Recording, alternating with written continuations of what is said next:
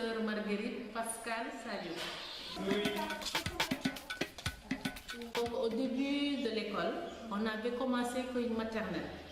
Et la maternelle, on n'avait même pas de classe, on avait un grand manguier de l'autre côté et c'est là-bas qu'on abritait les enfants. Après, on a une salle de classe qui a servi de maternelle et les enfants, après la maternelle, devaient aller à l'école publique qui est à côté. Donc, c'était la seule école de la zone.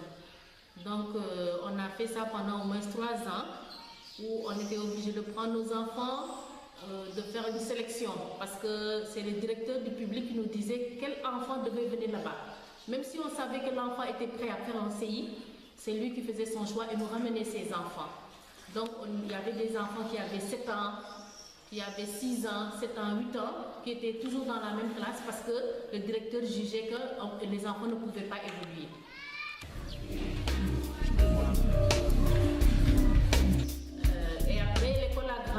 Au fur et à mesure, on avait de nouvelles classes parce que ce bâtiment-là, on n'avait pas assez d'argent et c'est une association de Carcassonne qui chaque année mettait en place une classe.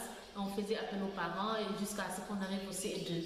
C'est après le CE2 qu'on a eu une organisation espagnole qui nous a fait un bloc de 3. On a transféré la maternelle, on l'a scindé en 3 classes parce qu'il y avait une seule classe de maternelle. On a scindé en 3 sections et on a engagé l'autre bâtiment pour le CE2, CM1 et CM2. Donc, au fur et à mesure que l'école avançait aussi, on était plus proche des parents. Motivation, de telle sorte que quand il y avait une réalisation à faire dans l'école, on demandait la contribution des parents. Parce que les parents financièrement ne peuvent pas contribuer dans l'école, mais ils ont des capacités en maçonnerie, ils ont des capacités en plomberie, ils ont leur force, ils ont leur disponibilité. Donc à chaque fois qu'il y a une réalisation, on fait appel aux parents pour qu'ils sentent que c'est leur propre école.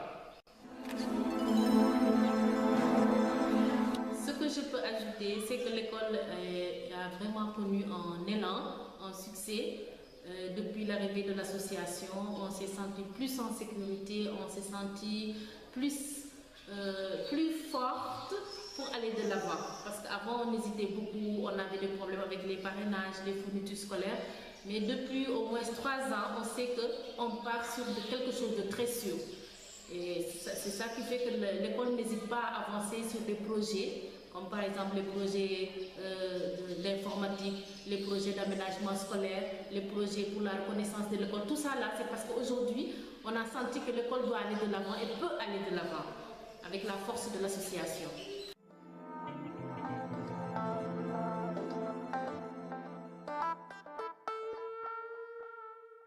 Voilà, les enfants savent qu'ils ont un parrain et les parents savent que les enfants sont parrainés. Je pense que c'est une justice de solidarité. Parce que quand quelqu'un te rend service, c'est bon, pas pour que tu dises merci, mais pour que tu saches que la vie est une solidarité. Quand vous partez, nous, on prend le temps d'expliquer aux enfants, nos amis qui étaient là, qui sont-ils, qui sont-elles, qu'est-ce qu'ils sont venus faire. La vie, c'est ainsi. Aujourd'hui, on vous a aidé parce que demain, vous devez aider d'autres. Donc, les enfants apprennent à connaître leurs parrains, leurs parrains et marraines, et en même temps, ça nous permet de dire que, bon, aujourd'hui, c'est vous qui êtes épaulés, mais demain, vous devez épauler d'autres. C'est ainsi que va la vie. Et les parents aussi savent que les enfants sont parrainés.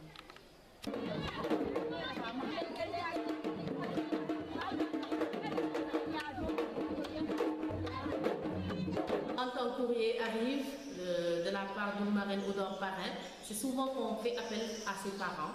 On remet le courrier à ses parents, on lui explique ce que les parents et les marraines disent sur la lettre, parce que les parents ne savent pas lire. Donc c'est l'instituteur ou la maîtresse qui explique, qui lit la lettre à la famille et qui dit voilà, le parrain dit ça à l'enfant, encourage l'enfant et demande à ce que l'enfant soit suivi. Et je pense que la chance nous sourit à tous les niveaux, au niveau scolaire, au niveau eau, parce que le village n'a pas d'installation eau ni électricité. Et pour réussir ce que nous voulons, il nous faut de l'eau et de l'électricité. C'est important. Donc je pense que la pompe est bienvenue. Et d'après la discussion qu'on a eue aujourd'hui, vraiment, j'en suis rassurée de savoir qu'on aura une autonomie pour tout ce qui concerne l'école, l'eau, l'électricité, le matériel informatique, la télé, tout cela sera autonomisé et il y aura une autre installation pour autonomiser tout ce qui est pompe Donc les villageois aussi pourront en profiter pour faire le maraîchage et gagner leur vie. Donc je pense qu'on a réussi à tous les coups. Donc vraiment, le seul mot qui me reste est de dire merci à tout le monde.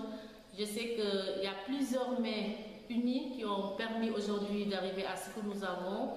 Et je n'oublie personne, je vais saluer tout un chacun, les parrains, les marraines, les donateurs.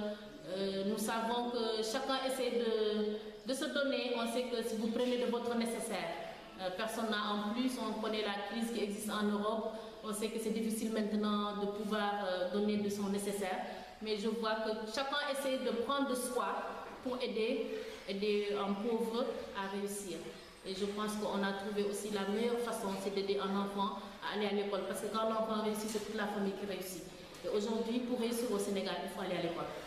Donc je pense qu'on n'a qu'à remercier tout un chacun et à encourager aussi d'autres à ne pas avoir peur à nous rejoindre dans ce réseau de solidarité qui est la grande famille de Louli, de l'école Louli au Sénégal.